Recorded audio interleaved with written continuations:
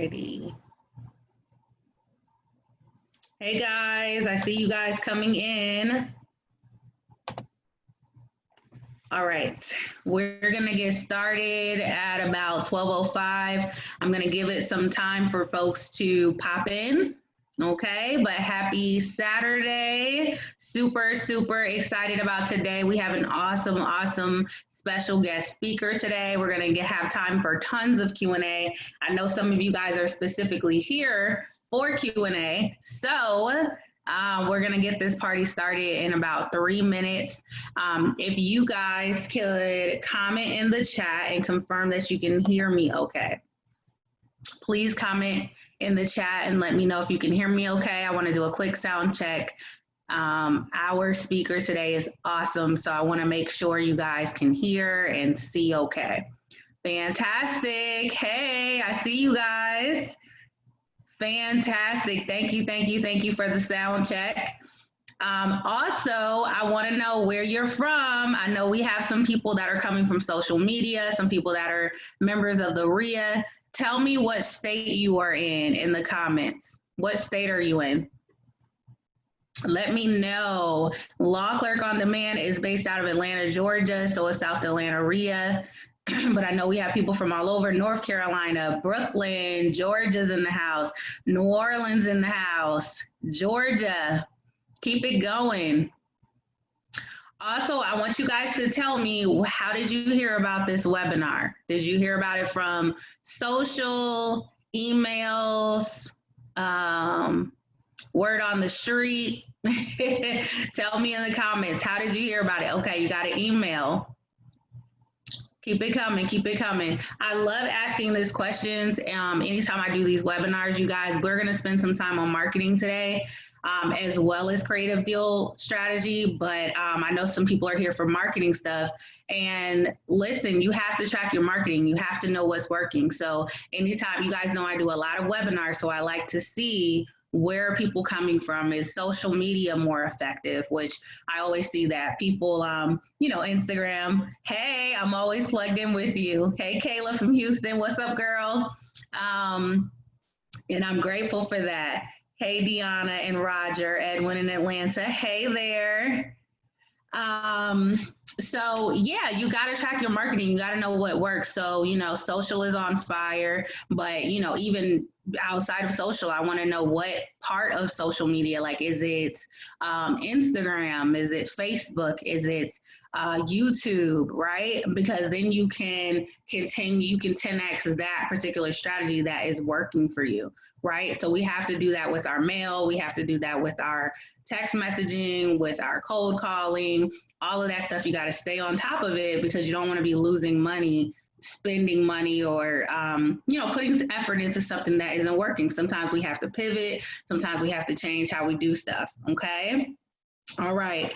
So as we're really going to do some Q&A style today. So I want you guys to start loading up the Q&A box. So this is a little bit different. So instead of it being just straight up like lecture style, I also want you guys to get a lot of questions out. So if you don't understand what subject to means, what a lease option is, what owner financing is, I want you to put that in the chat. If you don't know what wholesaling is, if you're just completely new, maybe you have a situation, Roger is the person to ask. Okay, he's awesome.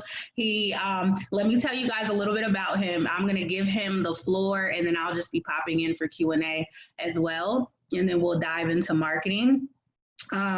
So I'm so excited to have Mr. Roger Blankenship with us. I met him, I want to say about 2 years ago. We did a conference here in Atlanta that's called Think Realty. And we were on a panel together and I was so honored to be on the panel. I mean, everybody that was on there had been doing it so many years. I was just taking a look at his bio again, even though I know a lot about him, but he's been doing this almost 20 years and he can correct me if I'm wrong, but so much value in that to be able to have a veteran real estate investor with us and someone who focuses on education and coaching, still makes time to do that. So I met him a few years ago. We've done some things together. I've had the opportunity to go to his meetup. So his brand is Flipping America. He's the flipping guy. Right. And so with Flipping America, that is something you definitely should be following on Instagram, Facebook, YouTube, on all his social handles, because he gives a ton of content and resources within Flipping America. Okay. And so he has a nationally syndicated podcast show, radio show. I've had the pleasure of being on it to talk about marketing, but he interviews investors and folks connected to real estate all over the United States. So after this, you guys are always asking me like for additional resources. This is someone who's doing it on a national level. So as you can see, his studio looks better than mine, but because he's the real deal. I'm going to get there, y'all. Okay. I'm going to get the Law Clerk on Demand studios for y'all real soon.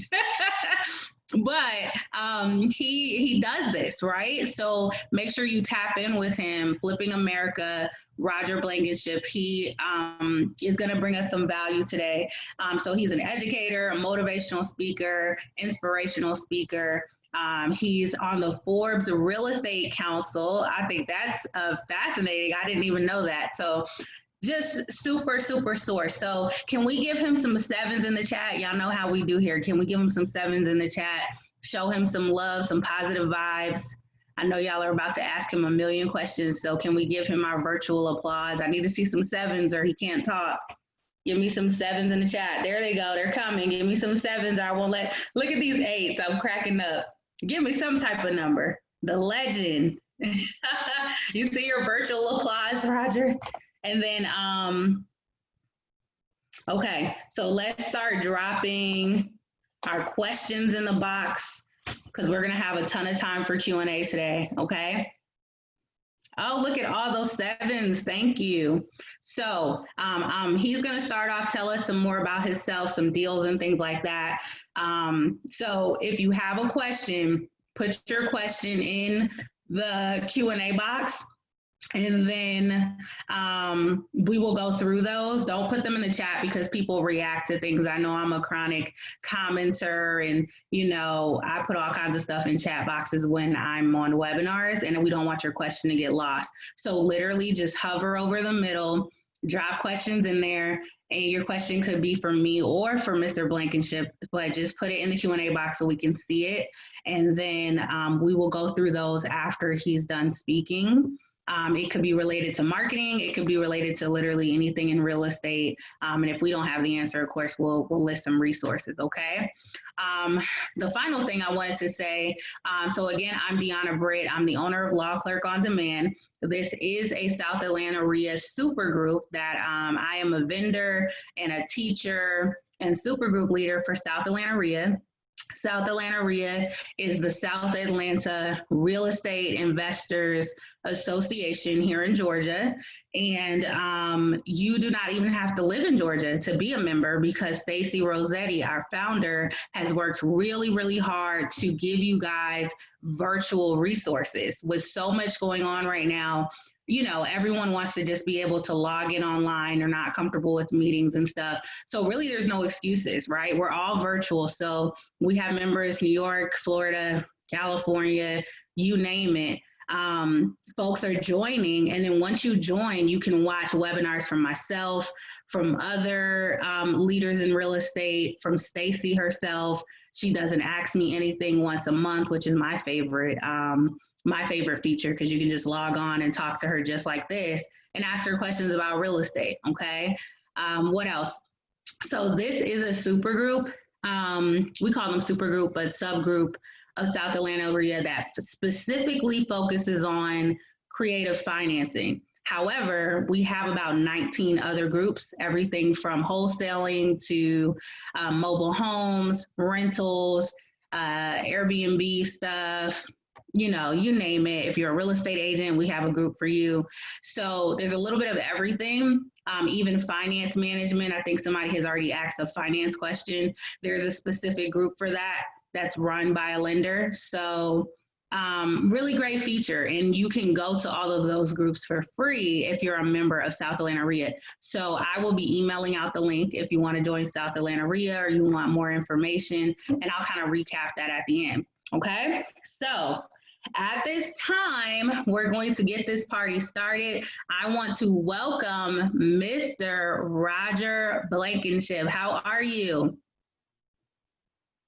Let me unmute you. Hold on one second. I think I did. Okay, perfect. All How right. are you doing? I am great. Thank you, Deanna, and thank you, everybody. I didn't know about the sevens. You know, we do 2 webinars every week, and I didn't know about the sevens thing. So I guess I'm not that tuned into popular culture. Well, let's just stole it from another conference. All right. Well, that's good. And thank you guys. Thank you for joining us here on a Saturday. I'm glad to be here. I am Roger Blankenship, and I'm the host of Flipping America, which is a nationally syndicated radio show that's heard coast to coast 3 times a week on 17, well, now 18 AM FM stations. And then a year and a half ago, we turned it into a podcast, and that has gone really well. In fact, we've decided not to pursue other terrestrial broadcast stations, and we're just promoting the podcast. So Flipping America is a podcast. It's available on every podcast platform that's out there, including a bunch of them I've never heard of, but definitely we're on the ones that you would use: iTunes, Spotify, Stitcher, iHeartRadio, and you know, I'm very proud of the fact that we had 1.3 million logged in listeners in June, and I'm excited about the numbers in July, and so that's pretty good. So we're happy about that, and I take it very seriously. I know that no one is going to sit down and listen to 3 hours of podcasts on real estate in a given week. Well, very few people do, but I also know that a lot of people are listening for the first time on every show. So we put our all into every show, and it takes some time, but we have a research team that keeps us up with the news, the trends, the statistics, and what's happening with the markets around the country. I can tell you what's happening with the real estate market in just about all of the places that I saw come through here when you were saying where we were from, because we're tracking it and we know the numbers, and we make predictions, we do the research. And one of the coolest things that I do on the show is I talk to people like Deanna, who is brilliant as anybody I've seen, and her ability to think on her feet and to handle just the conversations. When I interviewed her for the show, it was just terrific. I was so impressed. And Deanna, I also want to say this, you know, you were talking about my studio. Well, it's right here in Midtown, and you can come use it anytime you want. All right. I've got another table set up right over there. And in fact, we are exploring doing some new things with our show, going to kind of a live format. And I want you all to hear it from me first. Coming this fall, and it may be even sooner, we are going to be truly flipping America as we explore the exploits of house flippers and real estate investors across the country with live video. And we're going with a pre-designated time, and we'll be able to interact with the audience, and it's just a new twist on the show.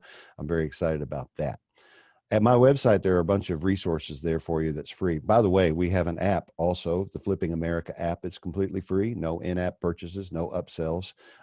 Our purpose is to bring a ton of value to your lives. And occasionally we have courses that you may want to invest in, but you can get an awful lot of everything that we have completely without charge. And of course, the app is free. There's no in-app purchase, no upsell. When you download the app, it's in both app stores, the Flipping America app, you can look up the different shows. You can search by topic. You can search by person. You can search for the show that we did with Deanna. And when you pull up that show in the app, you also get all of our show notes, which is kind of funny. If you go all the way back to show number 1, and the show that I'm working on, we work a couple of weeks ahead because they're pre-recorded for now. But I'm working on show number 393. We're about to hit show number 400. But if you go all the way back to show number 1, you won't see many notes because I didn't know what the heck I was doing. But we've had a lot of fun, and we've talked to a lot of interesting people over the past few years. And I have learned as much as I've given from the wonderful people that have come on to this show, and it's been truly a great thing for me. Now, I got into this. I was invited to do this by radio syndicators because I started investing part-time in 2002 and went full-time into this in 2006. That's me not reading the tea leaves because I jumped into it full-time right before the big crash. But it's okay. I had cash investors and some smart people that were behind me. And over those years now, I've personally fixed and flipped just right under 1,000 houses. But I've also bought about 600 or 700 other houses. And these days, I'm not even doing a whole lot of flipping, although, and our volume was down a little bit because of all the broadcast work that we're doing. But last year I did buy 40 houses, and I've already bought and sold probably 30 or so this year. Our volume's back up a little bit this year. I have more people on the team. I did, this past week, I did 5 closings. So I'm still actively involved in real estate. And 2 of the closings that I did were wholesales. And no, 4 of the closings that I did were wholesales. And one of them was a property that I bought and then seller financed to someone locally. So just about any way that you can think of a way to do a deal, I've done the deal. And Deanna came in here today and asked me to talk a little bit about creative deal structuring. And Deanna, I guess you've turned off your video for now, but I did pull up a little talk I can do on deal structuring. If I can share my screen, am I allowed? Yes, let me give you your credentials, yeah. and I'm still here for you. Yeah, you'll have to enable it. But okay. When we, all right, let me see if I can share the right screen. I believe you have the credentials now. Okay, do y'all see the deal structuring thing?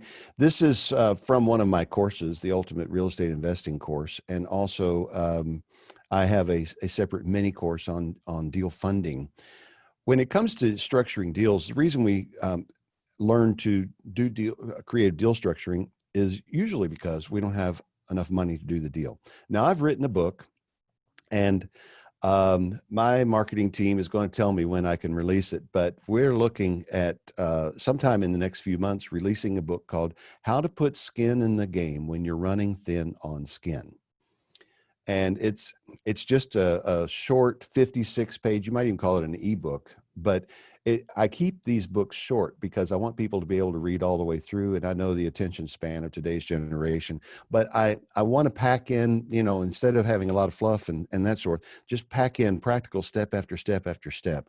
I've got a companion book in Amazon store already. I mean, it's like $3.99 on Kindle and $9.99 for the paperback version. Called Fantastic Deals and Where to Find Them, talking about how to go out and find the deal flow and the exact step-by-step method that I have used to bring 10,000 deals into my inbox every single week. I know that sounds crazy, but I've been working at this for a long time. So this next book, How to Put Skin in the Game When You're Running Thin on Skin, is really kind of a brief compilation of this little presentation here on deal structuring. Why do we structure deals? Okay, back up. When I got started in the business, I wanted to do some real estate, and I started looking at hard money loans and that sort of thing. And I talked it over with my dad, who had sold his business and retired.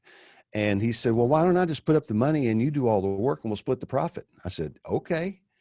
I didn't know what that was called. I didn't know that had a name. And I also didn't really know very much about real estate. The thing that I brought to this that I knew is I knew how to fix everything in the house. So we bought a couple of houses at the courthouse steps, and I went in and I fixed them and we sold them and we made a nice tidy profit. And my dad was retired living in South Florida, and he and his buddies had been losing money like crazy in the stock market. If any of you are old enough to remember the .com crash of the early 2000s.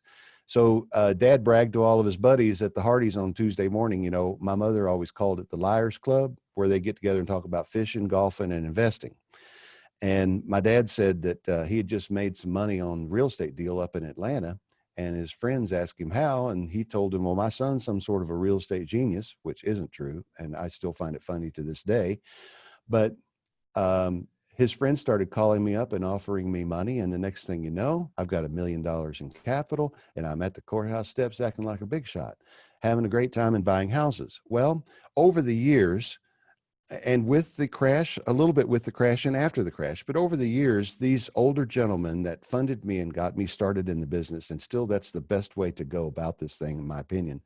But they got old, and a lot of them passed away, and you know, things happen and things change, and I had to learn some different ways to do real estate.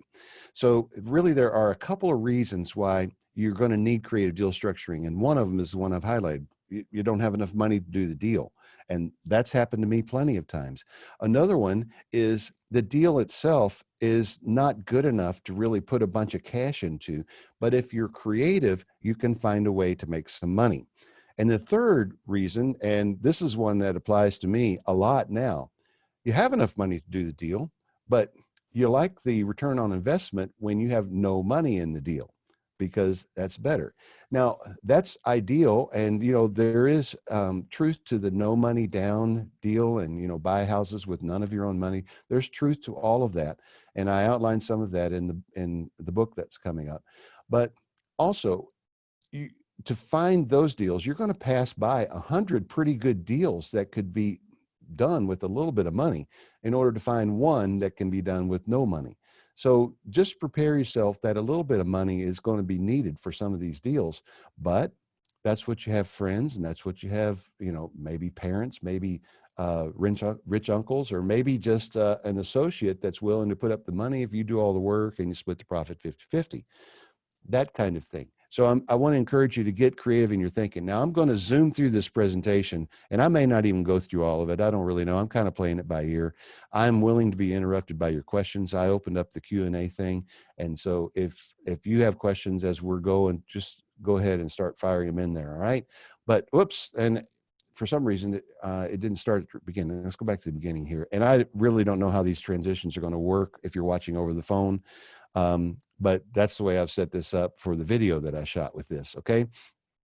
Different situations mean that we're going to offer different deals. And I will tell you this too, when you see pictures of houses in my presentations, every one of them is probably not a professional photo, although I did hire a professional a few times, but every house that you see is a picture of a house that I flipped, okay?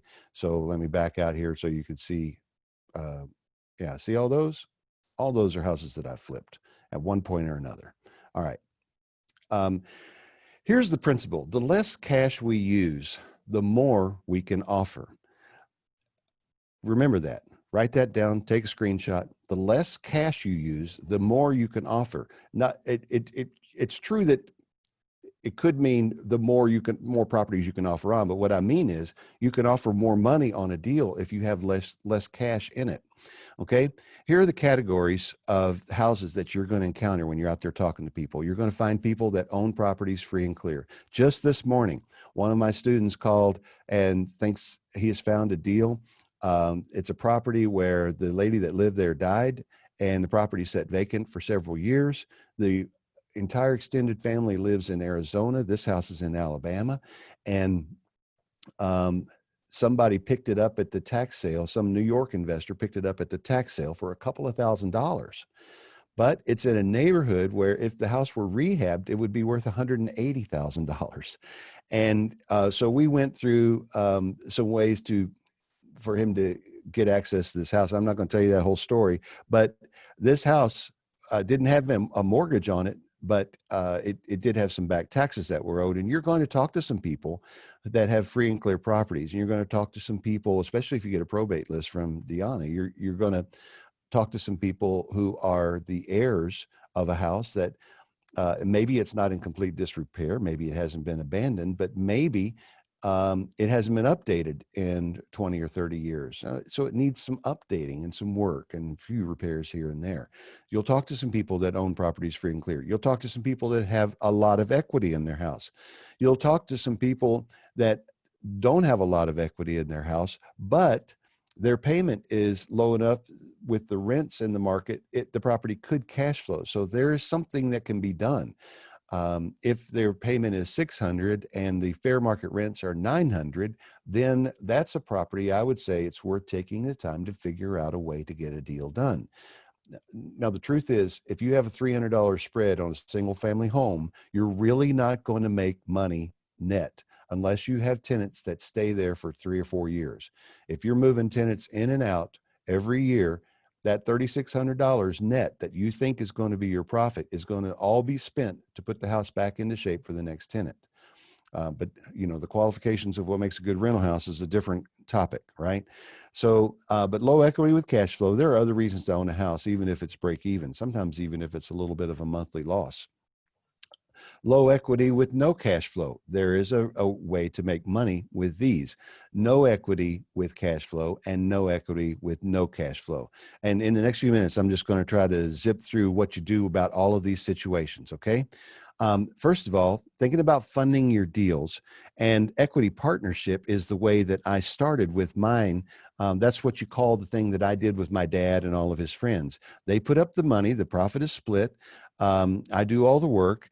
And when you're using an equity partnership, I call it 2-to-1 in first position and 1-to-1 in or better in second position. And here's what I mean by that. Let me see if, okay. I'm just going to explain this as quickly as I can here, but 2-to-1 means my investor puts up, let's say in the case of with my dad, 100% of the money for 50% of the profit. So that's a 2-to-1 ratio, 100% of the money, 50% of the profit. That's when theirs is the only money in the deal, or theirs is the first position in the deal. And we get into some funding stacks and so forth that I don't want to take the time for right now. But if I am doing, let's say I'm doing a hard money loan and I've got to come up with $60,000 between cash reserves and the cash needed to close, and I don't have $60,000, I may go to a cash partner who has that $60,000 and make them an equity partner in the deal. And that $60,000 may represent 25% of the total investment in the project. In this case, I would do a 1-to-1. So you're putting in 25% of the total money needed for the project. I'm going to give you 25% of the profits. I'm not going to do like I did with my dad. You put up 100%, I give you 50% of the profit. In this case, it would be 25% of the money and 12.5% of the profit. I'm going to give you 25%. It's a 1-to-1 ratio. And the reason is, this person is now in second position. If things go south on this project, the lender's going to get their money, and there may or may not be anything left over for your investors. So they've got higher risk, and then they need higher reward. But the equity partnership definitely is the lowest risk investment for you. It's also the lowest profit for you. And part of my thinking after doing this for years is I sat back one year and realized that I had paid my equity partners almost $1 million over that previous year. And for a moment, I lost sight of the fact that that meant that I also made almost $1 million. Instead, I was thinking I gave away a whole lot of money where I could have been doing things a little bit different. And I have to confess, a little bit of greed kicked in there for a moment, but it probably shouldn't have. Lesson learned. It is your lowest profit, but there's still some reasons for doing it. Whenever you do an equity partner, you probably want to reach out to an attorney, go to Legal Shield, rogerbhelps.com if you're not already going through Deanna. And you're going to create an LLC and an operating agreement. And you are going to be the managing member of this LLC. And the funding partner is actually going to own the assets, and you own 50% of the net profits. That's how you set it up. I hope you took a screenshot of that. Because we got to move on. You're going to get an EIN, you're going to get a bank account, you're going to get an accountant, you're going to set a tax structure and agree on how you keep the records, and you're going to prepare the tax returns. In all of this, the real key to success with your equity partners is communicate, communicate, communicate. And this, my friends, is still the best way. I've been doing this now for 19 years. I've done all of the deal structures I'm about to talk to you about, but I have just in 2020 started recruiting more equity partners. Do I really actually need them? No, but I enjoy the return on investment, which is infinity. Okay. But you have to consider these your customers. Your people buying your houses are not your customers. These people who are providing the money for your next deal, they're your customers. Communicate, communicate, communicate with them. All right. That's equity partnership. Now, hard money, I don't want to talk too much about hard money because that's not really creative deal structuring. So I'm just going to, I'm just going to zip through this. If you want to talk about hard money, we can do that later on. But private lending, it's similar to hard money. And I'm going to zip through that. And combinations. I will talk about this. There is a funding stack, and each source owns a percentage of the deal. You protect yourself with paperwork, and secondary positions means higher risk. And again, communication is key, and you keep good records. Okay, now those are some of the traditional ways that you get funding for a deal, but if you want to do some creative deal structures, we're going to look at those other categories. Now, when you're talking to somebody that's got high equity, and again, I don't have the time today to teach you all of the things that you're going to say, but what you want to do is understand when we look at these options, there's a certain amount of cash required, and there's a certain amount of cash that's going to the seller. So you're going to present your seller with multiple options. Okay. You can do a cash offer, and this is probably going to be your lowest. You can do seller financing. If there is a loan, you could do subject to, and you can do mortgage wrap. We'll talk about each of these real quickly. First of all, a cash offer. I went one too far. No, I didn't. I actually double clicked the mouse. Sorry about that. What you could say to them is, if I close in 10 days for cash, what's the lowest you can take? That's a question that I have asked. The cash offer is the lowest cash to seller, the most cash required. You follow the Mayo rule, but if you're not a little embarrassed by the price that you're offering, you're probably offering a little too much. You should be a little embarrassed. But I hardly ever go in and make a cash offer without having another offer that looks a little bit better for them. Okay. And that's how I kind of present the seller financing offer. If I give you your price, can you give me terms? If they balk at the cash offer price, this is something that you can say next. But again, what I've started doing here lately is I come in with 2 or 3 offers set for them.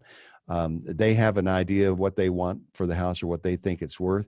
And so I'm presenting them with these options. Notice now on this little chart, these blue arrows are popping in here. More cash to the seller if they do seller financing, less cash to the seller if they do cash offer. We're following this little thing down here at the bottom. Okay. Subject to is going to be moderate cash. Now, the subject to is only if they have a loan on the property.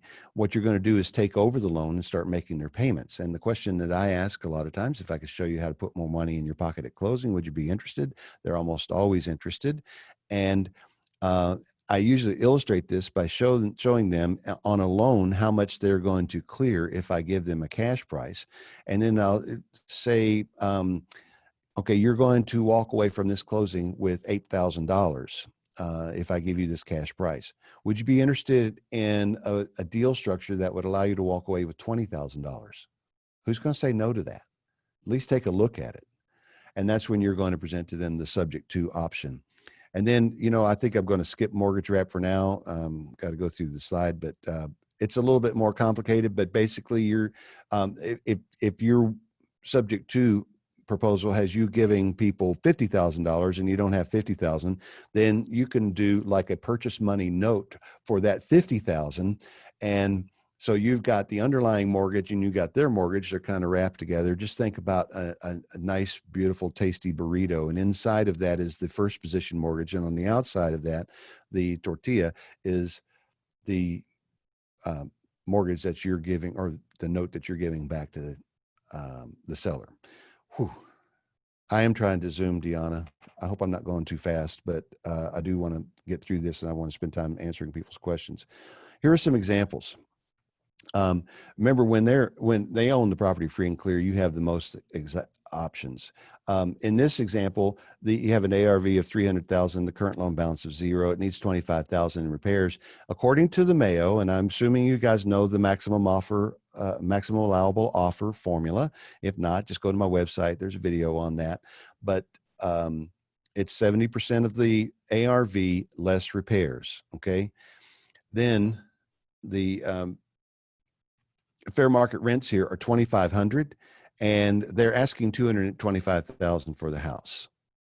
Um, with hard money, you could get 210,000. You would need 67,000 in cash, payments of 2,100. I've got calculators for all of this. But your flip profit on this deal, if you gave them what they're asking, is going to be $1,273. Your return on investment, your return on cash, it's just do something else. Don't do this deal.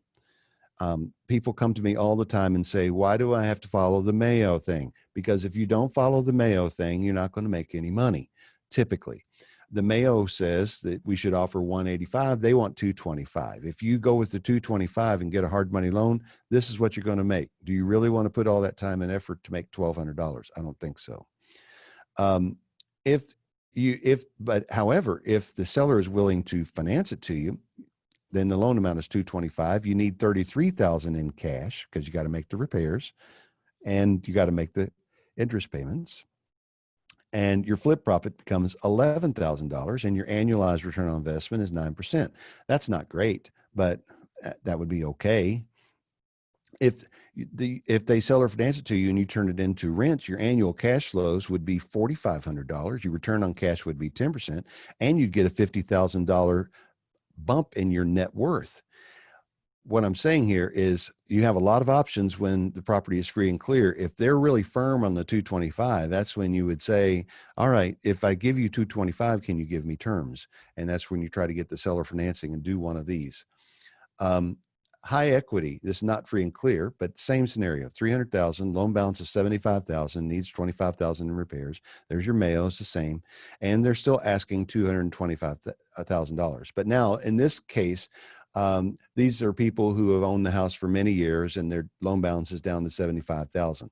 What can we propose? A mortgage wrap, a loan amount of 150,000 plus added to their 75,000. So we need 40,000 in cash and the payments are 2,400. And there's a flip profit here of 47,500 and a return on investment of 38%. Now I know if you're just hearing this for the first time, you're thinking, what, wait, how, what's going on here? What you're doing is you're taking over their first loan and you're making that payment on that $75,000 balance, whatever that payment is. And you're also making payments on the $150,000 that you're borrowing from them on a short-term loan that you're going to pay off. It may have I would say a 1-year balloon on it.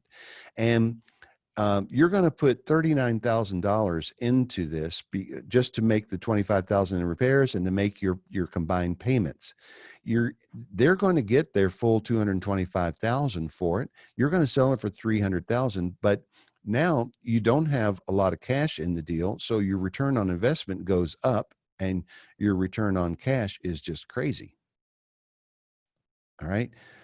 A lease sandwich. This is something that you can do when there is a loan. And really, I guess what you should get out of this is hear these terminology things, formulate your questions, and we'll deal with them.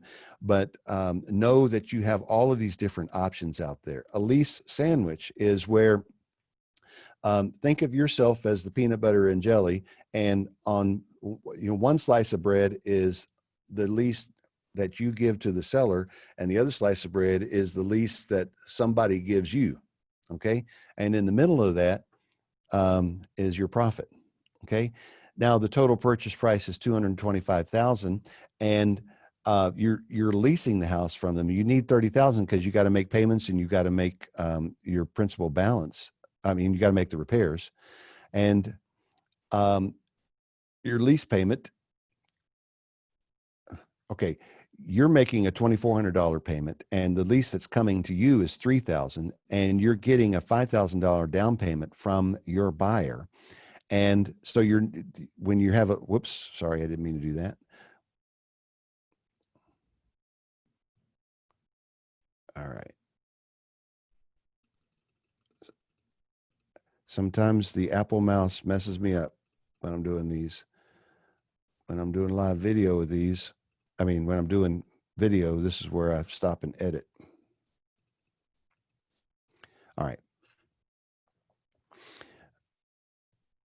You're making a payment of $2,400. You're not making much money on the spread. You're getting $3,000, but you're getting $5,000 down from your buyer. And when you're calculating the returns on a rental property, you're calculating net operating income. Your net operating income here is $47.25, but your return on cash in year one is 30%. Why is that? Because you made $4,725 on a $30,000 cash outlay. Your return on cash in year two and following is 10%. Okay. Those are just some examples of things that you can do. What do you do when you have low equity and no equity? Some of them cash flow and you have options. Some of them don't cash flow, you still have options. What do you do if it cash flows? And I call cash flow a minimum of $300 difference between the fair market rent and your payment that's principal, interest, taxes, and insurance. Now, taxes and insurance are impounded on most of the mortgages that are out there. And usually when you're talking to somebody about their payment, it includes taxes and insurance, but you probably need to ask that just to make sure. And you want the fair market rent to be at least $300 higher. One of your options is subject to. Another option is to lease the house. Another option is to take an option on the house. And we can combine a lease with an option. Let's dig into these just a little bit. Subject to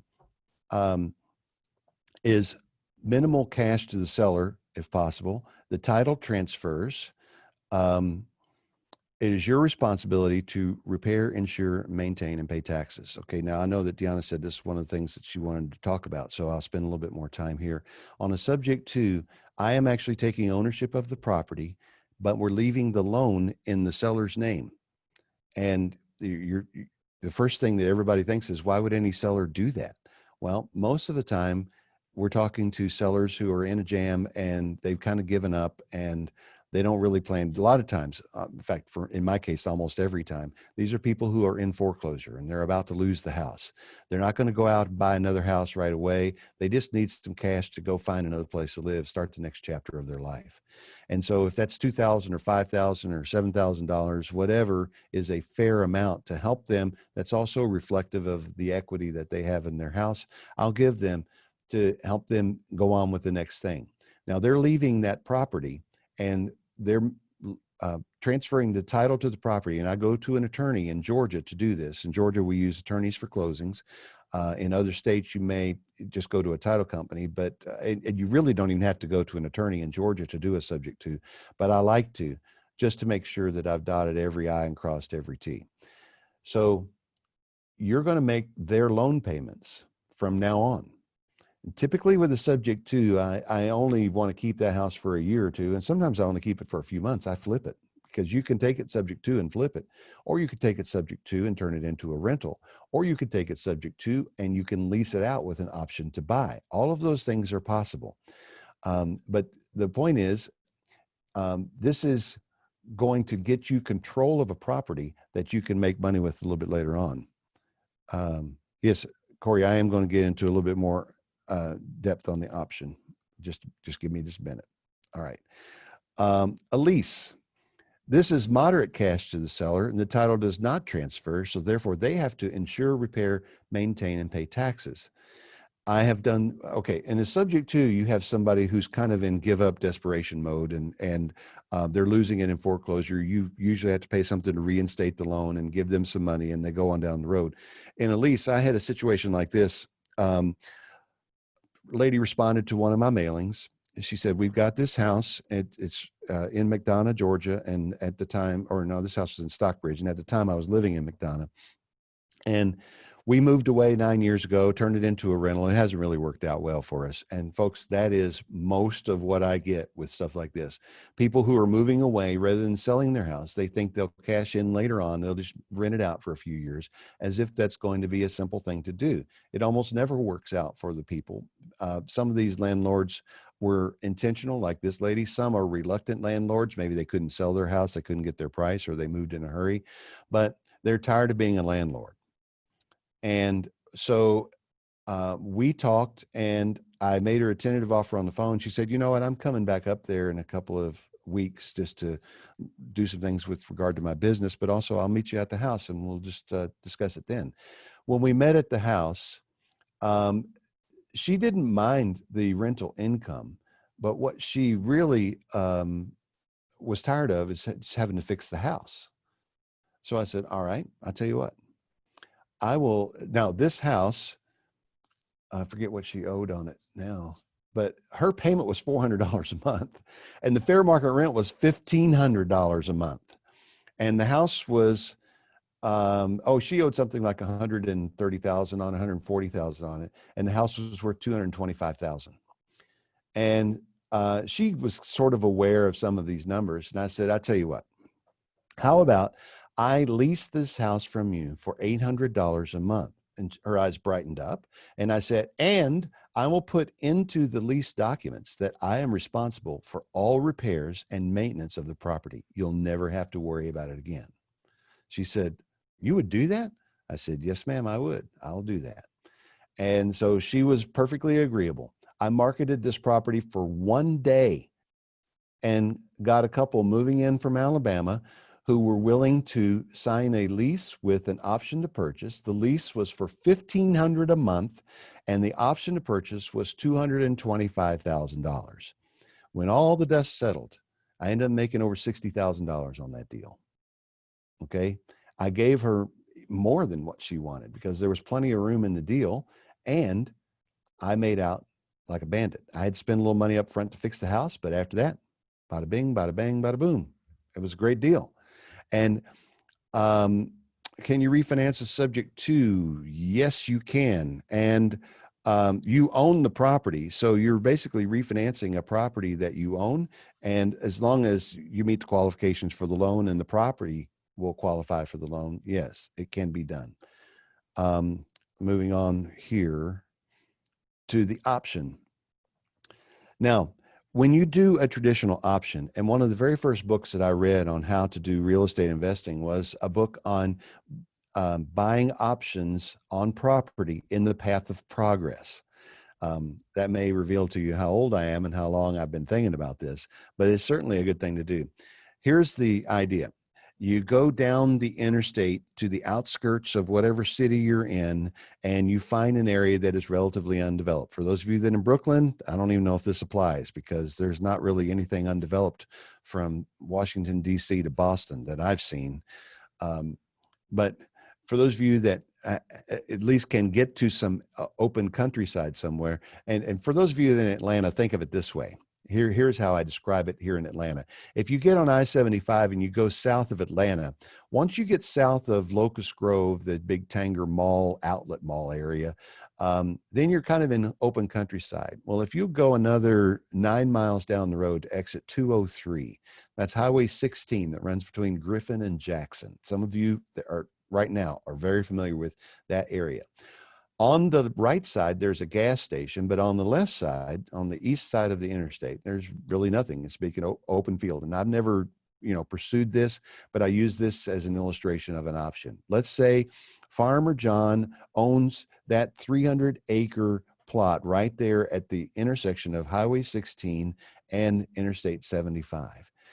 Well, 15 years from now, that location would be ideal for a power center where like there's a Home Depot and a Target and all the other little stores that go along with that. And, when Home Depot plans to do a power center like that, you may buy the land by the acre, but they buy it from you by the square foot. And the price is amazing. So let's just suppose that you had an idea that it was about time for this development to come. You go to Farmer John and you say, Farmer John, I'd like to give you a purchase option on your property located at the junction of Highway 16 and Interstate 75. And I will give you $5,000 to purchase the option. And the option is for 2 years. And the option price is $3 million for his 300,000 acres or 300 acres. All right. So I'm just making these numbers up, but they can be anything that you want. So if he agrees to this, now I've got 2 years, that 5,000 is not coming back to me. Okay. I've got 2 years to close on my purchase of this property for $3 million. And what I'm going to do now is I'm going to go to a broker developer who is somebody that's direct to Home Depot. If I can't get direct to Home Depot, which is likely I can't, I'm going to go to some big broker developer who did the Power Center in Jonesboro and Morrow and the one in McDonough. And I'm going to reach out to that guy and say, hey, I've got an option on this property. I will sell you the option for $100,000, or I will sell you this property for $6 million. And this broker looks at it and he says, this property is worth $20 million to Home Depot. Okay, I'll buy it for $6 million. Whenever he buys the property for $6 million, I go pay off Farmer John his $3 million, and I just made $3 million. Theoretically, that's how it works. Now it's a lot, it's a lot more difficult than I made it just sound, but this is how an option actually works in real estate. So if you do a lease option on a property, on a single family home, what you're doing is you're leasing the property to someone, and in a separate document, it's like a separate piece of paper, they are executing an option to purchase this property at a fixed price down the road. So in my case, our fixed price was $225,000. They had 2 years to take advantage of the option. After that time, if they had not exercised the option, they would lose their $5,000 down payment. Okay. I can be agreeable. And so I have renegotiated options with people who most of the time I give a 1-year option. And if they're not ready in 1 year to buy the house, I'll renew the option for, say, $1,000, something like that. Okay. It's almost like a stock market option, but with a house now. Kind of, yes, but it's with real estate. You're agreeing to purchase at a future price. So yes, it is. All right. So if you're just doing a straight up option, you don't have usage of the property unless you combine this with a lease. Okay. You can do an option when you think that you could get this property sold, but you're not sure you have a buyer. The thing about it is you're risking your option payment. And I know there are people out there teaching you ways to wiggle out of this, but I find it unseemly, unprofessional, and immoral. It's probably illegal too, but there are people that will teach you ways to wiggle out of your commitments in any industry, and including real estate. But those people are bringing trouble upon all of us. And I'm just going to say this as an aside. Some of you know that there are people that teach you how to wholesale properties that will teach you 10 techniques for getting out of surrendering your earnest money, or you can get your earnest money back. You know, you put a property under contract with an unsuspecting seller, and you show peddle their property around for 30 days. And if no one buys it, then you back out and you get your earnest money back if you use the right tricks. Well, guess what? People are complaining about this. So the state of Illinois has just passed a law requiring wholesalers to be licensed realtors. You combine that with the fact that the National Association of Realtors now requires all realtors to not do pocket listings. And basically the combination of these two has killed wholesaling in Illinois. That's a topic for a different day, but this is coming everywhere. If you mistreat people, if you take advantage of people, if you find a way to wriggle out of your commitments, you may benefit in the short term, but everyone suffers in the long term. And it's just the wrong thing to do anyway. The recording of the seminar, Joanna, that's really up to Deanna, but I do believe she's recording it. Okay. Now, what's the difference between a subject to and a lease option? Here you go. A subject to typically requires more cash, you have more responsibilities, and you have control of the property. A lease option typically requires less cash. The landlord has more responsibilities, and your exit options are limited unless you add the purchase option. And I would never lease a house without a purchase option. Okay. I don't want it to be open-ended. A lot of times I'm just kind of trying to feel out the situation with the seller to see what it is they need, what they want. I'm always keeping in mind my own bottom line. I come into the conversation knowing what I'm willing to pay and what I'm willing to do, but I'm also going to let them talk themselves into a deal. based on their situation and their circumstances. So it's good if you understand these multiple options, and you can present, I may have 5 options when I show up, but I'll only present 2 or 3 because I'm reading the situation. All right. Now, if they have low or no equity, but it cash flows, you still have some options. Again, you can still do a subject to. You can do a subject to with a flip, with a lease purchase, an installment land contract, or Airbnb. And I've got some numbers I'm going to show you on that in just a minute. You can do a lease, and here are all of your exit strategies: a lease to a flip, a lease to a lease to a lease purchase, a lease to an installment land contract, or an Airbnb. Or you can do an option, combine it with a lease purchase, combine it with a contract for deed, which is a whole other thing, close on your option, and then exit by the numbers. What I mean by that is whatever makes sense when you analyze the numbers. What if the property doesn't have any equity, doesn't have any cash flow? This is where you're going to eliminate probably 80 to 90% of your fellow investors who may be competing with you for deals out there on the street. If you know how to do a deal with no equity and no cash flow, then you have an edge. Okay. What you want to do is a lease sandwich. And your client here is the person who's buying the property from you, and they have credit challenges. Maybe they have bad credit. Maybe they're an entrepreneur or own their own business, and they just don't have a lot of credit. But for one reason or another, they are credit challenged.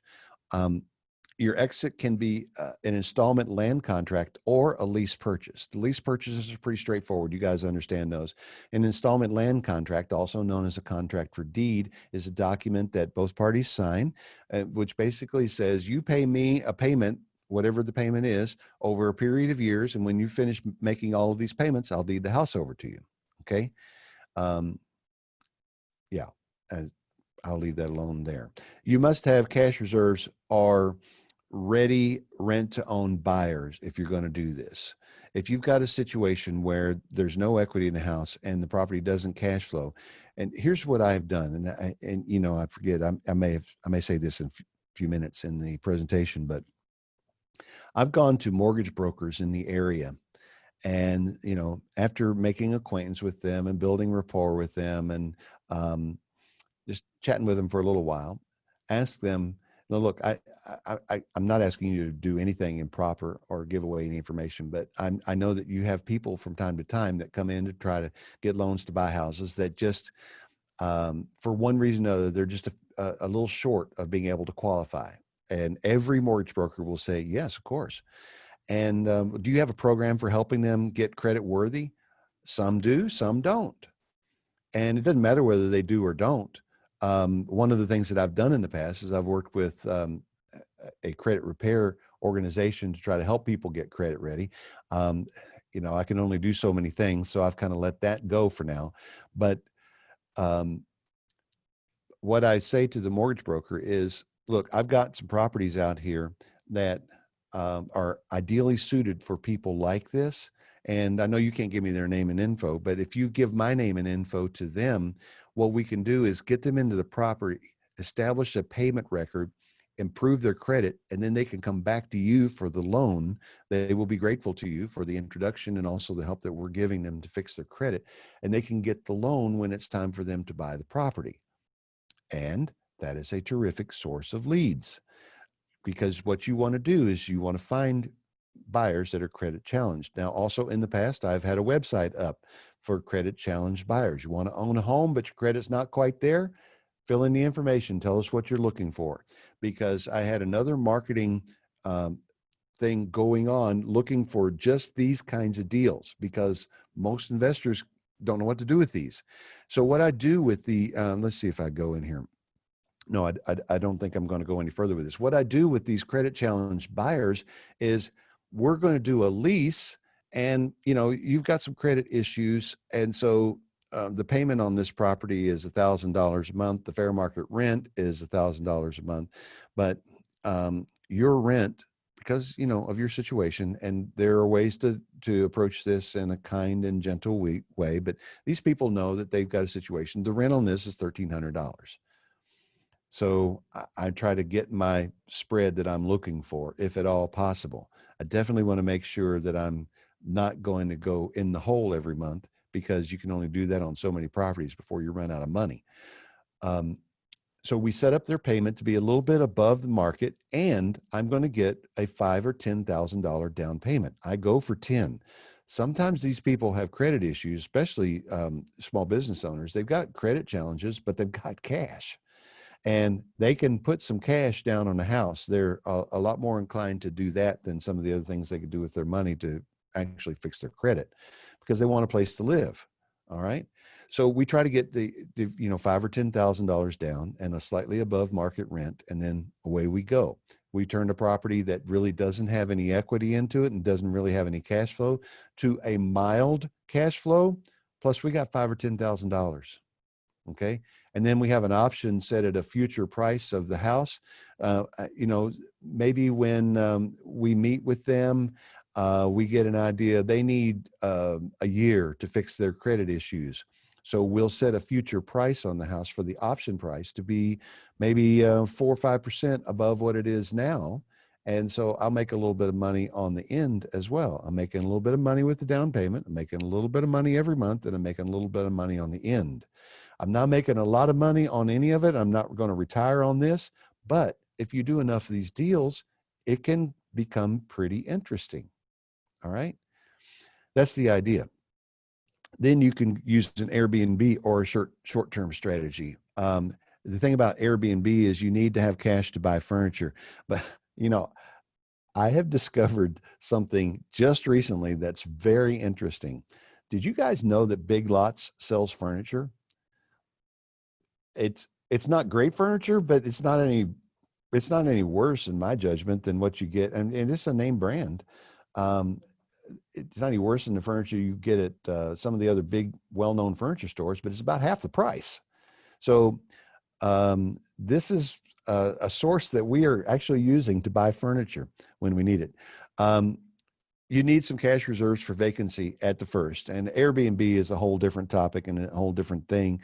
And you all know, if I'm doing Airbnb, it's not me doing it. I'm hiring an Airbnb superhost to handle it for me. A short sale. People talk about short sales. I went to a seminar on how to do short sales. When they announced the first bathroom break, I got up, collected my stuff, and started to walk out the door. And a guy said, "Wait, where are you going? It's not over yet." I said, "It is for me, because this is so paperwork intensive. And it looks to me like the long road to defeat, because most of these don't go through. And I know I'm never going to do one. So I'm not going to sit here for the rest of the seminar on how to do one."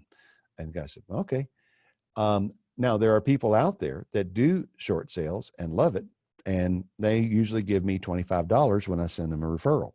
So that's nice. All right. Here's a word of caution for you. Sell only what you control. This is true in all 50 states. You can be a matchmaker, but you cannot be a marketer of a property that you do not control. An unlicensed person selling another person's property equals felony. Let me go back to that. I don't want to get too far off that. I want to stress this. Have you heard of co-wholesaling? All right.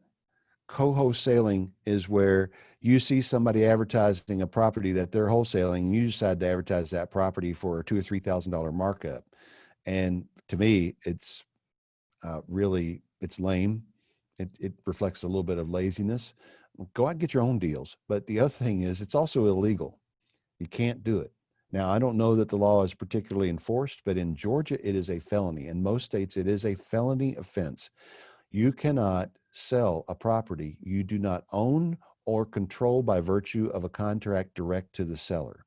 Now, if a wholesaler who controls the property wants to do a joint venture with you and you properly execute the paperwork, that's another matter between you and counsel. And I'm not giving you any legal advice here, but I'm telling you, be careful, okay? Because sooner or later, they're going to start cracking down on this because of the types of abuses that I've described before. All right. So low equity examples, and I'm just going to run through this, okay? With cash flow, let's say balance of 200,000, the value is 200,000 and it has a loan balance of 165,000 and a payment of 912 with a fair market rent of 1250. It needs 5,000 in repairs, but Airbnb you can get $150 a night. If you do a subject to a flip on this, the cash to the seller could be $5,000, repairs 5,000, payments 5,600. The net from the sale of the property is 4,000, but your return on cash is 80%. That ain't bad. It's a lot of effort though to make $4,000. So let's keep looking. Subject to a lease. The cash to seller is 5,000, repairs are 5,000. Your monthly gross is $338. Now that's your gross. You've got expenses that are going to come out of that. But your net operating income then is $3,042. That's for a year. Your return on cash here is 30%. That doesn't look as attractive as the subject to flip, but you also get a bump in your net worth to 25,000. When you go to get loans for real estate and that sort of thing, one thing you have to do is a balance sheet.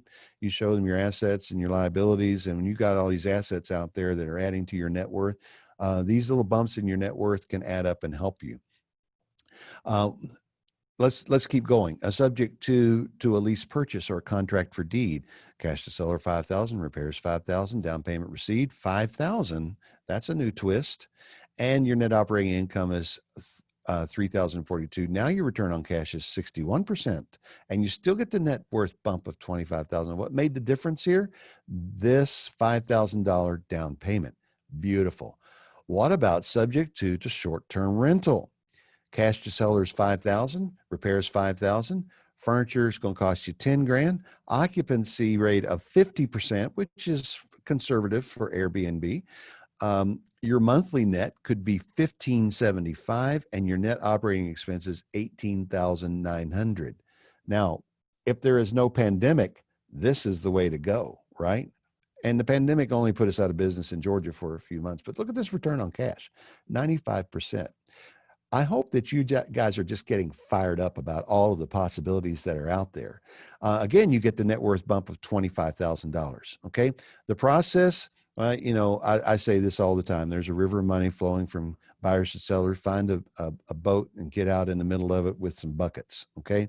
Here's the process. You conduct a deal analysis. You develop multiple offer scenarios.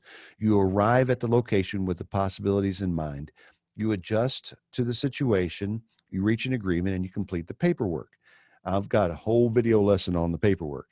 The exit options. This is how you dispose of the property. Rent to own, installment land agreement, lease purchase, and seller finance. Take a screenshot. Got it? Okay. You get in with the lease option, you get out with the lease purchase. That's just, I try to put a little teeth in my options on the buy side, when I'm selling. I try not to give a big option payment when I'm executing the option to buy, but I do try to collect a big option payment that, kind of solidifies you are buying this property from me. And when I'm on the buy side, I'm focusing on, I have the option to buy it. All right. Installment land contract, also known as a contract for deed. The buyer makes payments and has equitable title. This is important because this is how you can require the buyer to repair and maintain the property. And, I own properties in a bunch of states around the country, and I own several properties in Johnstown, Pennsylvania, and Toledo, Ohio. I've never been to either one of these cities. I bought them on pictures, but basically sight unseen. I sold them to people in the community, and I financed them to them using this contract for deed. I've also done actual seller financing, but I like contract for deed a lot of times. The buyer receives the deed after the completion of the contract. The buyer repairs and maintains and insures. This is what I like. I buy these houses around the country and I don't fix them. I'm not rehabbing them. I'm selling them as is, where is. What I do is I figure out what the monthly rents are, and I will make a payment that's less than rent. Give me a couple thousand down, finance for 7 years. Bada bing, bada bang, bada boom. The house is yours in 7 years. And quicker than most people finance their cars these days, which amazes me that anybody would pay for the same car for 7 years. The buyer pays the property taxes. If the buyer defaults, The contract declares them to be tenants at sufferance. What that means is it's the same thing as a renter, and we can evict them. We don't have to foreclose. That saves us a lot of trouble, except in Illinois and Texas. I did that thing with my mouse again. All right. They can be evicted. This is most useful in difficult foreclosure states. Foreclosure states that are difficult would include, but are not limited to, Michigan, Illinois, Alabama, and Tennessee. It's not tough to foreclose, but in Alabama, Michigan, and Tennessee, there is a long right of redemption where the people can come back and reclaim the property if they pay the foreclosure amount. It's more complicated than it's worth. So I'm not going to do seller financing in Alabama, probably. I'm doing contracts for deed.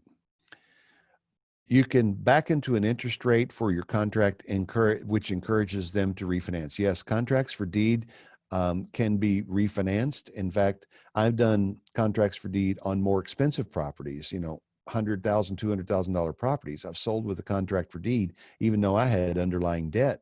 And I may have had a debt with a balloon in 3 years, and I gave them a contract for deed with a balloon in 18 months.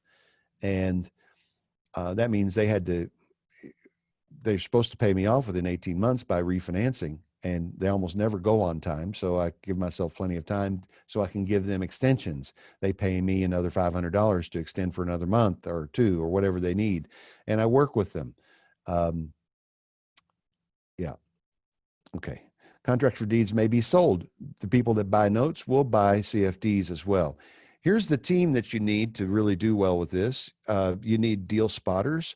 Those can be bird dogs. It's the same thing. Deal spotters just sounds nicer. Maybe you need a partner, maybe somebody that's got some money. A realtor is a good person to have on your team. A coach is a good person. You probably need a real estate attorney. And if you have all those people put together, then you've got a pretty good team. And I'm dashing through to the finish line here. The paperwork, purchase and sale agreement, a lease, an option agreement, a promissory note, and a security deed. Now, I can't provide you with a security deed because it's different from state to state, but I tell you what I'll do. I'm just making this up, Deanna. I hope it's okay. But for everybody that's interested, if they'll reach out to me, I'll give them a copy of the generic documents, the purchase and sale agreement, the lease, the option agreement, and the promissory note. I'll give everybody a generic one. If all they got to do is reach out to me, no charge or anything for that. Okay.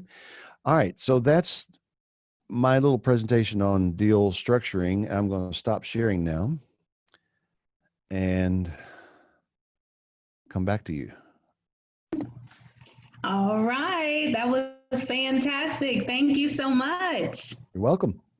Cool. All right. So let's, I know we integrated a lot of Q&A, but the floor is wide open right now, you guys. So whether you want to, we prefer the Q&A box so we can see it. I think there's a couple that are pending. Right now, full force on Q&A. So if you want to ask questions about real estate or real estate marketing, now is the time. Okay. So let's jump in the box and see what we got. All right, so someone asked about substitution of collateral. Can you explain exactly what that means and what it entails? Do you want more clarification on that question? I need it. Yeah. What's the situation? Okay. So Ivory, if you can elaborate on what you mean by that or what the situation is, and we'll try to see if we can answer that question. Okay. Thank you. Let's see, what's the best way to wholesale a terms deal? What type of buyers would want a terms deal? Or should I just assign the terms deal back to the seller and remove myself? Well, I would say don't remove yourself. You're the one that put the effort in to get this thing set up. Remember this, everybody. Remember this thing. I kind of went through it fast, but I showed you the little cartoon guy in the rowboat in the river of money. There is a river of money flowing from buyers to sellers. Even if you can just dip a toe in, you should be rewarded some way for your effort. Sometimes for introduction, sometimes for connections. I didn't know this when I got into the broadcasting business, but there's this whole affiliate marketing thing. Deanna, you're probably aware of it now, but um, I introduced some people to a software thing a couple of weeks ago, and they just sent me $500 as an affiliate referral fee. I didn't even sign up for it. They just made me an affiliate and paid me money. uh, anyway, um, and when you think about it, that's fair. So don't remove yourself. But okay, but when you think, what was, I think, did you eliminate the question? I haven't even got to the question. I think it's still, let's see, let me see if I can. How do you, wholesaling a terms deal? Yes. Well, you do it the same way as you do anything else. The difficulty with that, though, is I think that your sellers are not going to be real happy if you do that, because you took the time to build the credibility with them. They made this agreement with you. They didn't make this agreement with somebody down the street. So if you want to, if really, when you're doing these terms deals, you need to be doing them for yourself. And if you want to bring another partner into it, then at some point you need to introduce that partner. And that may be the way that you present this. You want to introduce your partner to the people, and then your partner can buy you out. That's probably how I would handle it. But I had not contemplated ever wholesaling a terms deal. I have a team that wholesales properties in the U.S.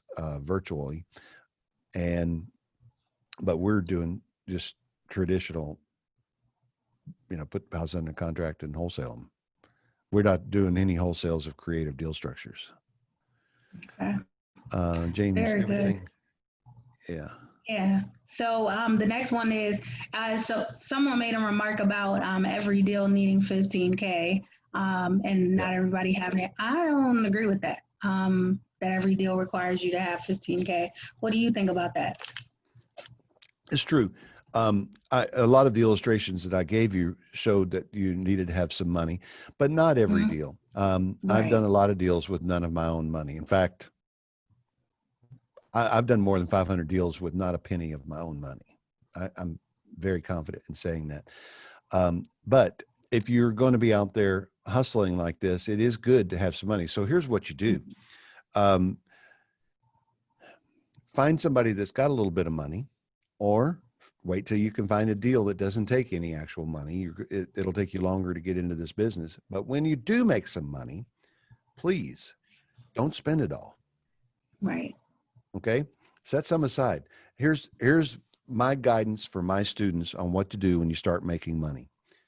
Take this pool of money that you have, take 10% off the top and give it to your church or some charity or something, because you need to develop habits of generosity. It just makes you a better person. And that's all I'm going to say about that. But then after that, take half of what's left and put it into a bank account that is hard for you to get into, like a savings account. Call it your tax savings account. Put it over there. Don't have a debit card for that. Don't have it linked to your other accounts where you can transfer money online. Put it over there and forget about it, because you're going to have to pay taxes. All right. If you pay taxes and you have some left over, okay, that's good. But now you've got roughly 45% of that original amount left. From that, set some aside for future training, set some aside for regular savings, and set some aside for your next deals, and maybe end up with about 10 to 15% of it left, and go out with your significant other and have a nice time. But, I had a guy that wanted to learn how to flip houses for me, and he got his first flip done, and he made $45,000. And the next time I saw him, he was driving a brand new red Mercedes. Guess what? A few months later, he was out of money again. Don't be like that, please. Yes, wise wisdom for sure. But yeah, I like that you broke that down about, saving your money. A lot of folks talk about like starting with wholesaling or starting with another strategy and just like saving your profits. Or I love that you talked about partnering with someone. If someone has a deal, I'm sure they can reach out to you and say, hey, I have a deal and I need some help, right? Yes, I can't think of the name of the author here, but the book is Profit First. Everybody should read the book Profit Yes, First. yes. Mm-hmm. He also wrote The Pumpkin Strategy or something like that. Same guy. You know who I'm I'm talking going about. to type it in the chat. All right. Yeah, Yeah. he's got a podcast too, right? Profit First. Oh, I don't know. I just read the book, Mm-hmm. and and my wife Diana and I structured all of our bank accounts to feed into our profit account and following it. It's terrific. Fantastic. We just put it in the chat, you guys, so that you guys can look that book up. Very good book for real estate investors or business owners, period. Is Atlanta a lien or deed state? I guess they're talking about tax liens. Um, Did you cover tax liens today? no, I didn't talk much Okay. about tax liens. Or Um, you? I'm not sure. Are you? I'm not sure if that person's talking about tax liens. That's typically where I get that question. But yeah, all taxes owed become a lien, but your mortgage is also a lien. Georgia is a mortgage state, not a deed of trust state. I mean, there is that distinction. But really, in practical use, there's not much difference between a mortgage and a deed of trust. It's a terminology thing. There are some differences. Um, when you have a mortgage and not a deed of trust, you do not have a trustee. One of the silliest things I've ever seen is somebody trying to stop a foreclosure in Georgia by filing a motion to replace the trustee. And the other silliest thing I've seen is auction.com setting up at a courthouse step saying trust deed sale today. There are no trust deeds for sale in Georgia. okay, But so the it's next terminology. question is, yeah, I love that. So the next person, everybody wants, I've seen this question a few times. Can we recap all the ways to keep up with you after this? I know you mentioned that you will give some general contact stuff. So can you give Yeah. us your email address and your social and all that? I mean, not social media. Y'all want my social security number? That's okay. I've got ID Shield. Yeah, rogerblankenship.com. My email is roger@rogerblankenship.com. Mhm. Also, I've got a seminar coming up. If you want to know how to fix and flip houses, and go to flipstarteronline.com. And my show is called Flipping America, which is an app in the App Store. But we also have, and it's flippingamerica.net if you want to visit that website.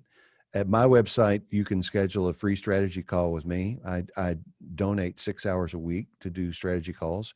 In 30-minute calls, I'll just sit and talk with you and ask you what your goals are and try to help. And this is one way of giving back. But also, if you ever have questions about real estate, you can send them to questions@rogerblankenship.com.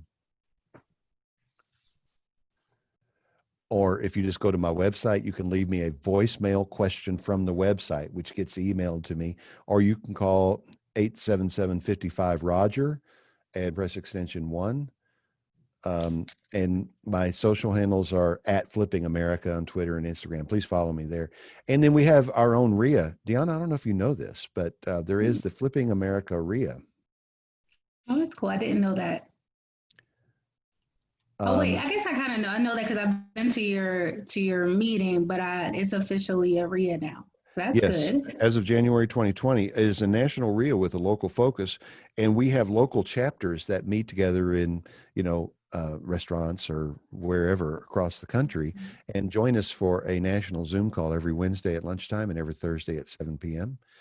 And for example, next Wednesday at lunchtime, I've got Brian Bradley from Oregon, who is an asset protection lawyer, and we're going to talk about asset protection. We take some topic like that in every meeting, but we have groups. We have 21 groups meeting from Knoxville to Oklahoma City, and it's a lot of fun. They do their thing with the networking and so forth. Then they log into the call and get the information and the content. Then they go back to their networking locally. That's flippingamericaria.com. I think that's all the ways that people need to get in touch with me. Fantastic, fantastic. Okay, so The next question, and I'll say this before, I'm going to go ahead and read it out loud. But what I will say, if you are hearing a concept and it's like not something that we covered today, sometimes we're going to have to answer you generally because people may, I know that as a new investor, you may be listening to, investors in other states. And I always have to give this disclaimer when we do this meetup. Just from a legal perspective, remember that one strategy that may be legal in a particular state may not be legal in your state. So no one here Right. is giving you legal advice or financial advice. Thank And you. also, if we didn't mention the strategy, and maybe because it's not recognized in our particular state, Roger and I are in Georgia. So, so if you're hearing of something and it doesn't sound like, we haven't mentioned it and we're trying to answer it for you, it just may not be recognized in our state. So that may be why we're not using the strategy or teaching the strategy. So the best thing to do would be you can revisit it with the investor that mentioned it to you, but also make sure that it applies to your state. So I always encourage Georgia investors, to really try to figure out who is investing in your market, who's investing in Georgia, if you're here in Georgia, or I know my North Carolina people are in there. And to be honest, I typically can point you in a direction of investors who are really doing it in your market. So, but saying all that to say, just be careful because something may be legal in California that's not legal here in Georgia. Okay, so we're going to continue through those questions, but just keep that in mind. That's the value of being in a real estate investor association. We have several here in Georgia. This is South Atlanta area. I would certainly tap in with Roger in regard to the Flipping America one. I know that's fantastic. As you see, he brought us a lot of value today. So if you have the option to talk to him every Wednesday, oh my gosh, and it's virtual right now. So that's a way to really niche down and really talk one-on-one consistently. That's what the RIAs are for. Okay, so I know this meeting is only 2 hours, but if you keep doing this, a lot of the concepts that may be difficult for you will get better over time. That's why I love doing this meeting. Okay, so hopefully that clears some things up for you guys. We got a few more questions.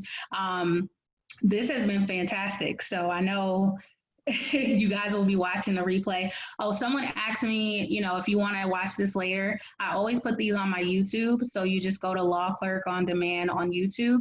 You can see this meeting as well as every meeting that I've done over the last couple of months. They've all been virtual and recorded. Okay. So I'll have it up for you within 24 hours. Okay. Hopefully. Cool. Let's keep the questions rolling. We got a few more left and we're going to wrap things up. I realized, Deanna, that I had only typed my information to go to the panelists. So I just copied it and it's out there, all of that info. Plus I've got a course called Show Me the Money and I put a link in there. Now this course is $967, but I just this morning created a coupon for all of your listeners and it's good through Monday. And the coupon is you use the code 56 Fire Dome, which it's actually an interesting car, but 56 Fire Dome, and you save 75%. So it's it's a couple $100. Okay. I love it. Well, thank you for that. So you guys make sure you take advantage of that. All right, so cool. We got a couple more questions. Okay. So I understand, I guess this is a follow-up to the question. I understand it's a clause that investors have in their contracts to walk mortgages. That's the best I can sum it up. I see that, but I still, I think I'm kind of a savvy investor, but I really don't know what you're talking about because I don't do this, whatever this is. I know that I know what additional collateral is, and I've been asked to put up additional collateral for loans sometimes when the lender didn't feel comfortable with the collateral we were going to, but that's about as far as I can take that. Sorry. I don't know everything, I guess. Right. So, but thank you for that. Like I said, I always think that it just may not be something that we're doing in our niche market, but thank you. So, okay, cool. So I'm a beginner for about a month. What other things can I focus on besides wholesaling? All right, Keith, there's nothing in the world that says that you have to start by wholesaling. Okay. Just keep that in mind. All of these things that I've talked to you about, if you can get yourself informed, you can do any of these. Now, I'm going to, I don't think this will offend anybody, but it may surprise people. Wholesaling and flipping can be very profitable and lucrative, but this is not real estate investing. Mm-hmm. Because investing is when your money is working for you. When you're wholesaling and flipping, you are working for the money. This is a business that you're building. And you can start with wholesaling. You can start with flipping houses. You can start with apartments. You can start at any level. And there's a lot of it depends on your situation, the skills that you bring to the table, the amount of cash that you now have, and your own credit worthiness. But depending on those kinds of things, wholesaling may not be the thing that you need to do. When you're talking to people out there where you can get into a deal that you could actually own a property with little or nothing in it, and you can come up with the money to do it, you ought to do that. True wealth building in real estate comes from the accumulating of income producing properties. That's what you got to do. Use wholesaling and flipping to get you there. But some other things that you can do, I think it was Keith, I guess it was Keith. Sorry. I'm sorry, I might be going too fast. Some other things that you can do though are you can bird dog properties for people who are going to take the risk and put the money into it. I routinely pay bird dogs a $500 or $1,000 fee just to point me in the direction of a property. And we're getting ready to hire some bird dogs in Chattanooga, Tennessee. If anybody's there and wants to drive around and use Deal Machine and find properties for us. So that's something that you can do. There are a lot of different ways to break in. Download the Flipping America app and look up the show. I think it's show number 106, 85 ways to make money in real estate. I've got 85 different career paths that you can choose. And there are, a dozen variations of most of them. Fantastic. Okay. How can I join your team of wholesalers? And also, do you have info on your coaching? Yes and yes. Kiana, that's probably a question we ought to take offline, but schedule a strategy call with me and tell me that's what you want to do. And we'll figure out something. And yeah, I would do that with anyone because I'm always looking for more people on the acquisition side. And as far as the coaching, we're planning to start, I do a 6-month coaching that's not just fixing and flipping, it's everything. And in the 6 months, you watch about 80 videos and we do a weekly coaching call. And we're starting the next round of it August the 12th. And I normally charge $6,000 for the 6 months coaching. But this teaches you the entire real estate business and you have access to me personally every Wednesday night. It's the best deal going for learning the real estate business.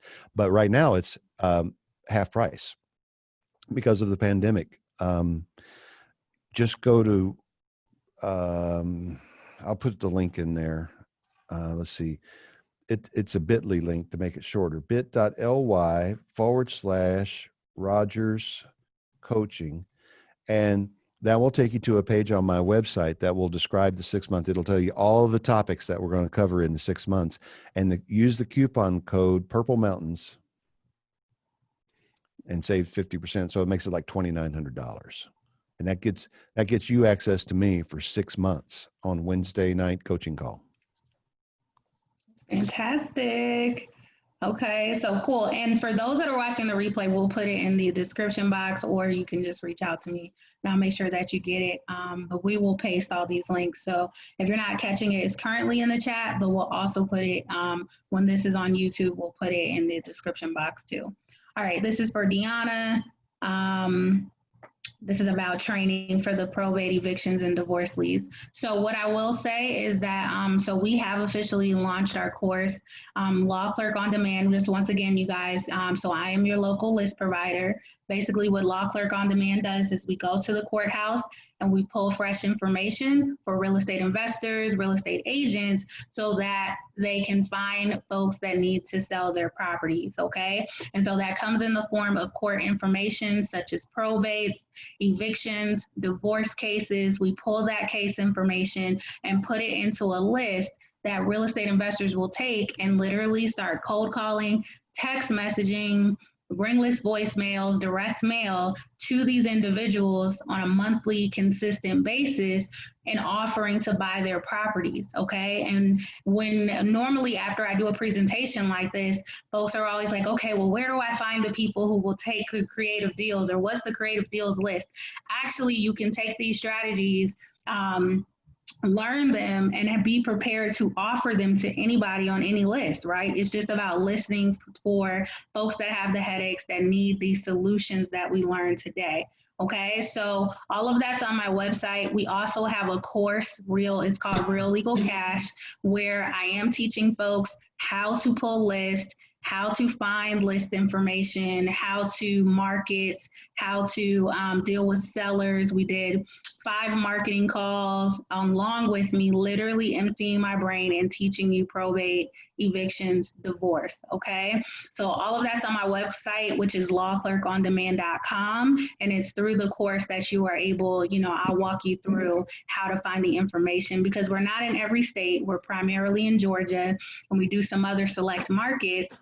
But in the meantime, I don't want to hold up your marketing, right? So you can use the course and the information that I'm teaching you to start pulling your own list, or have someone else pull lists for you temporarily. Okay. So all of that's on lawclerkondemand.com. That's terrific stuff. Hey, do you go to Hamilton County, Chattanooga? Not yet. We can. Yeah. Well, I want to talk to you about that.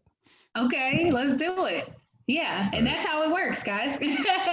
Folks will call me and just say, hey, Deanna, do you pull Athens? Do you pull Coweta? Do you pull Fulton County? And basically, we send a body, like a real person, to go and open up the wills, open up all this stuff, and look for houses, okay? And so I know we talk about saturation and frustration with real estate marketing all the time, but there's so much money in the courthouse and in court record. I love doing it. I love research. And so I've trained this army of law clerks to go and pull it for you guys. So that's what we do. And then now the course is just because I know people miss trainings and stuff, and you can't, make every meeting. And to be honest, in these webinars, just like Mr. Blankenship can't give you everything in an hour today, right? I can't give you everything in an hour on Instagram Live or on a webinar. So that's what the course is for, and it's something that you will permanently have. So it just really comes down to investing in yourself and saying, you know what, I'm going to get this course. I'll be able to replay it and be more confident when I'm talking to these sellers. Okay. So if you guys have questions about that, of course, you can always reach out to me. My contact information, you can email me at leads@lawclerkondemand.com, or just go to lawclerkondemand.com. We have tons of materials about our services and things like that. Okay, so do you do subject to coaching? So I think we kind of covered that. Is that included in your coaching? Yeah, it's actually in this course. Someone, I think, and Edwin's question, the course on creative deal structure, that's the Show Me the Money course. The one I was talking about, and I did put the link up there, and I didn't use a bit.ly link shortener because I didn't really actually know I was going to do this, but there it is. It's in the chat, the link to that course, and that's the coupon code 56 Fire Dome. It's a DeSoto, you guys, if you really want to know what the car is. And it's kind of cool, underpowered, not great. It's just kind of a cool looking car. I like old cars.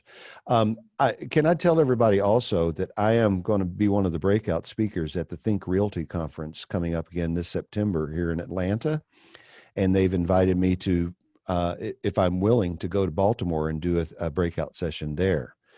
So I will be back at Think Realty, and I'll have tickets to sell eventually.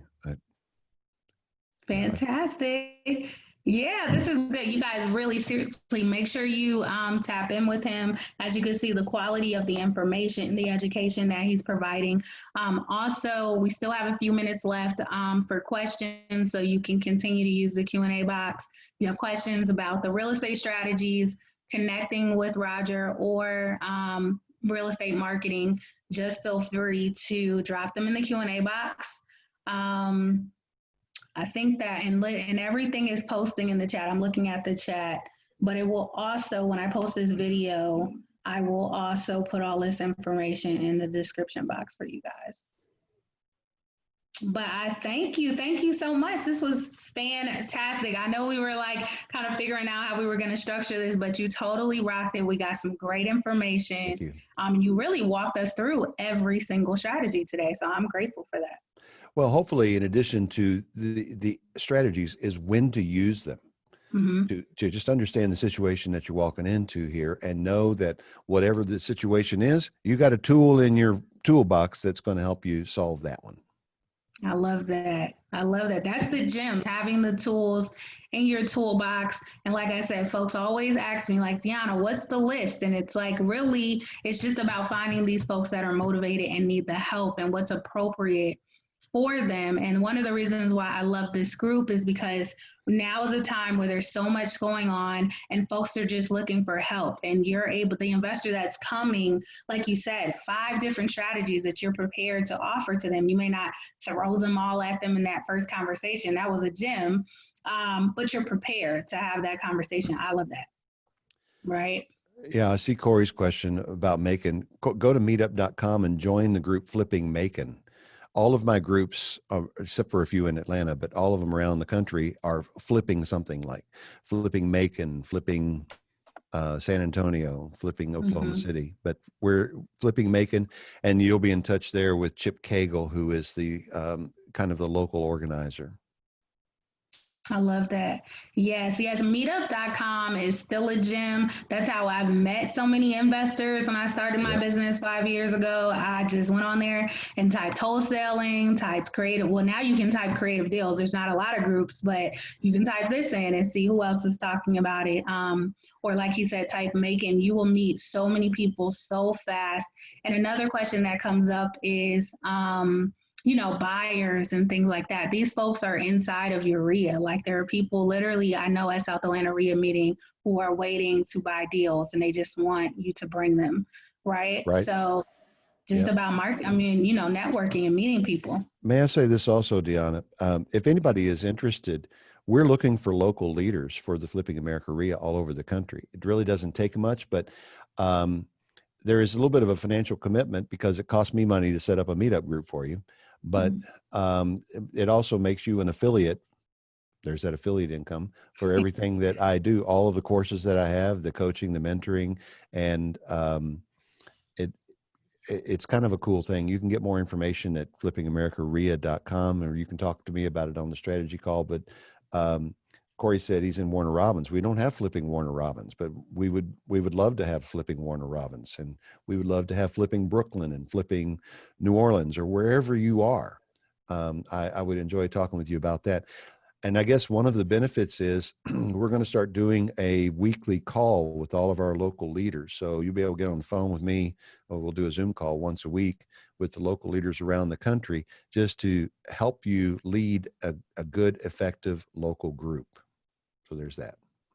I love that. I love that. Yeah, sometimes you got to step up. And it's interesting because when I volunteered to run this group, I was so nervous. Like, are people going to come? Where are we going to find these investors? It was crazy. We posted it out, and it's really just about how aggressive you are with marketing. Like, if you're posting it out and you're just making yourself available, people will come, So if you know that there's a need in your area, I love that Roger is saying, like, listen, I'm looking for leaders. So if you know you need one in Macon, or you need one in your neighborhood, it might have to be you. And even if you're not the teacher, right, you're the facilitator of the meeting, That's really what it is. Just that responsible person that books the speaker, or, or just has the forum available, because there's very seasoned folks that'll come and just sit at the table and bring value. And that's one thing that I love about the real estate community. Like, people truly enjoy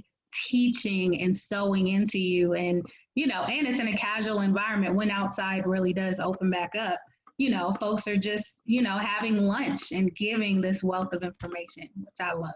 So this is exciting. I'm excited for you. I'll help you with anything. So we'll have to chat after this. But Okay. I think this is great. I'm excited. You've done so much. You told me when we talked, I think it's been a little over a year. You were like, we're going to do a bunch of stuff, and it's coming to fruition for you. So I'm excited. It's amazing. The Buyers Club, we launched the Buyers Club Thursday night, and it's, wow, it's amazing.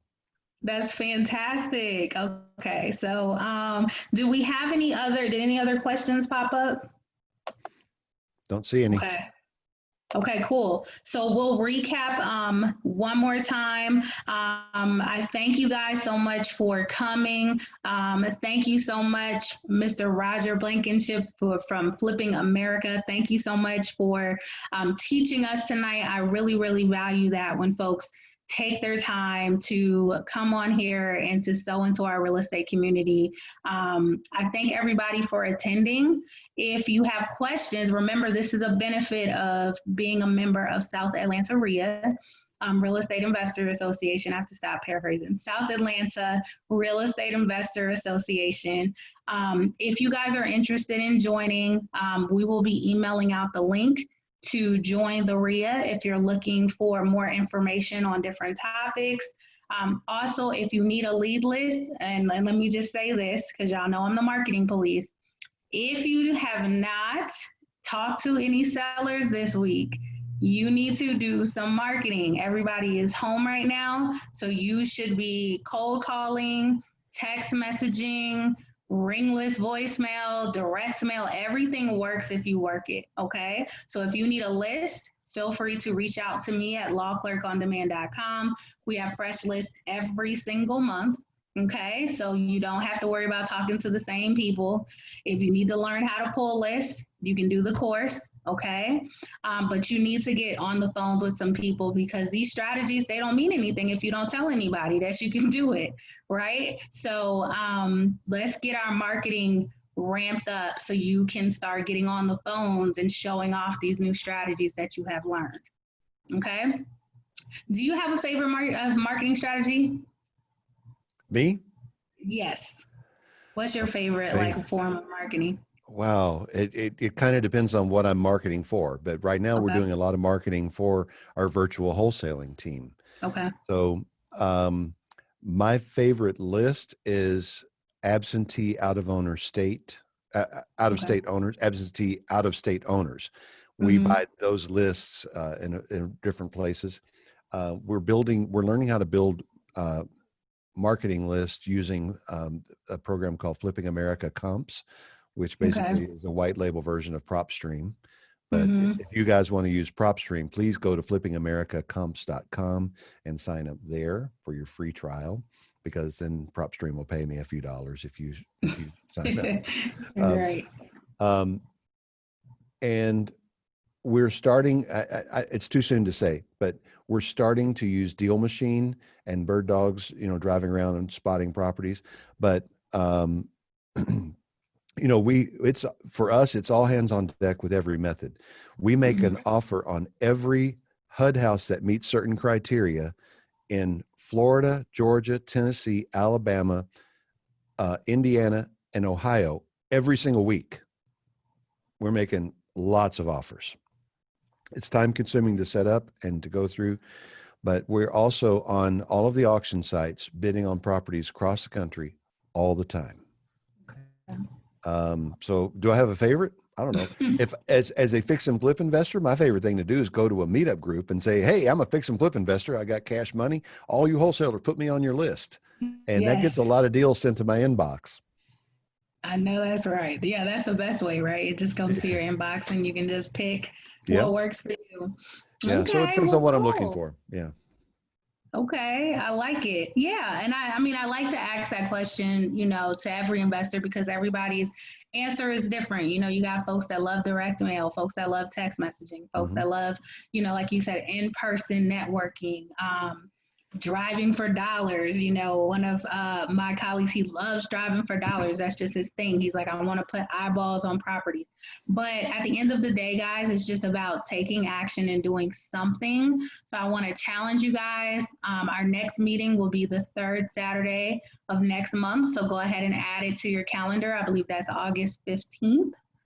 We already have our speaker scheduled for that. So you'll see me posting out. But let's set a goal that by the next meeting that you will be able to comment and say, yes, Deanna, I'm doing marketing. I am doing this particular marketing channel. So whether it's direct mail, text messaging, cold calling, whatever you decide to do, I need to know that you have done it over the next 30 days. Okay. I don't want you to just keep coming to this meeting and just listening. Okay. It's great to come. I know some folks were taking notes, but now you got to get on the phone with some sellers. Okay. But I think we have made it to the finish line. Last call for questions, comments, concerns, woes. I had a teacher that used to say that, woes. Whatever it is you want to share, you've got 60 seconds to drop it. Otherwise, I'm excited. Just make sure you just follow us on everything. Oh, and I forgot to say, you guys feel free to reach out to me, follow me on everything. I'm Law Clerk on Demand on Instagram, Facebook, YouTube. Okay. Follow me on all of that social media so that you can DM me any questions. Feel free to tag us. If you want to take a screenshot, tag us, let us know what you thought of this meeting. Thank you for the sevens. I see the sevens rolling in. All right. And Roger, if you don't mind, I'm going to take a quick computer selfie of us so I can Okay. tag you. We can let everybody know how awesome you were today. All right. So ready? 1, 2, 3. All right. Hopefully that was great because my storage is full, of course. So one little blurry photo. All right, so somebody take a picture of us and tag us, okay? Tag Law Clerk on Demand, tag You're Flipping America on Instagram, right? Okay, we got one final comment. I'm in the local RIA here in Warner Robins, but to join South Atlanta RIA will help. Thank you for your time. I plan to buy the course with the cool card code. I love that. Yes, I know Cool. Corey. He's active on Instagram too. Awesome. Okay, well, I think that's everything. Any final comments, Mr. Blankenship, before we sign off? Just go out there and make it happen. You can make your own dreams reality, but it's up to you to make it happen. Absolutely. Absolutely. Well, thank you guys. Well, I want to wish you all a fantastic afternoon. Thank you for tapping in. I will be shooting out an email that will have the link to join South Atlanta RIA. I will also put in the notes for this all of the ways to join the courses and things that were mentioned today. But that's it. I thank you guys, and I want you to have a great afternoon. Thank you for tuning in, and we'll see you at the next Creative Deals 101 virtual meetup. Bye.